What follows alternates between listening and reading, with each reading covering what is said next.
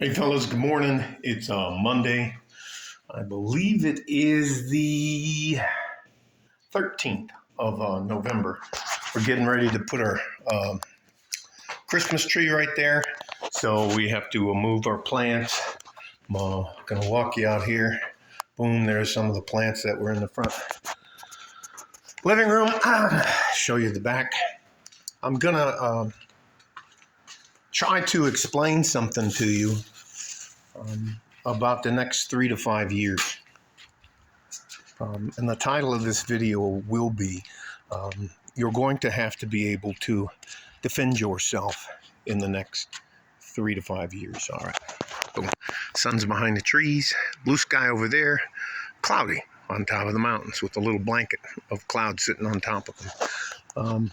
Clouds over there, sunny over there, and sunny where the sun's at. So we have like 3 different types of weather going on here today. Anyways, when I say this, I'm not saying this as an alarmist. I'm not saying this as I have all the answers. I'm saying this as a precautionary tale to you about what I think is going to happen.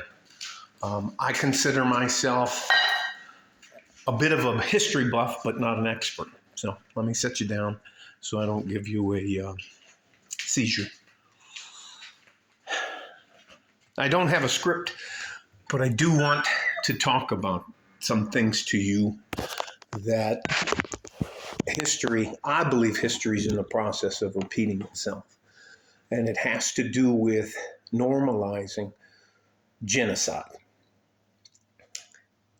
We have a predominant amount of younger people in the United States who believe that on October 7th, 2023, when Hamas attacked, broke the ceasefire, and committed atrocities against babies, men and women, children and men, that they were justified in doing so. I'm going to repeat that. There are a predominant amount of people in college and in the United States and across the planet who believe that Hamas was justified in committing atrocities against mankind.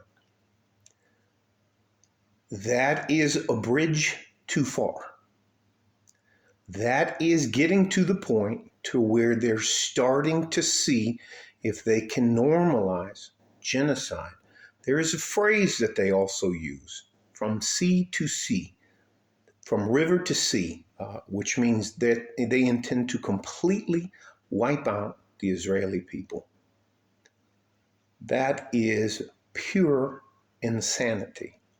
Now let's get back to how that impacts you. May not have any impact on you, but we're starting to see people of non-Central and South America ethnicities creeping across our border. There are 280 known terrorists who have somehow slipped through the cracks into the United States. I think we're also bombing Syria again. Yemen's, anyways. I just think things are going to get a little bit worse in the next 3 to 5 years than they're going to get better. Not an alarmist. I'm not a prepper, but I'm pretty practical about those things. I encourage you to look into a man by the name of Peter, Peter Zeihan, Zeihan. He's what they call a generalist on geopolitical issues. Again, look at China. There's a group, an entire population called the Uyghurs. I think it's Uygurs. They're a Turkish ethnic Muslim group. Every man, woman, and child have been rounded up in China and put into literal gulags. They're actually being used slave labor. Nobody bats an eye at it.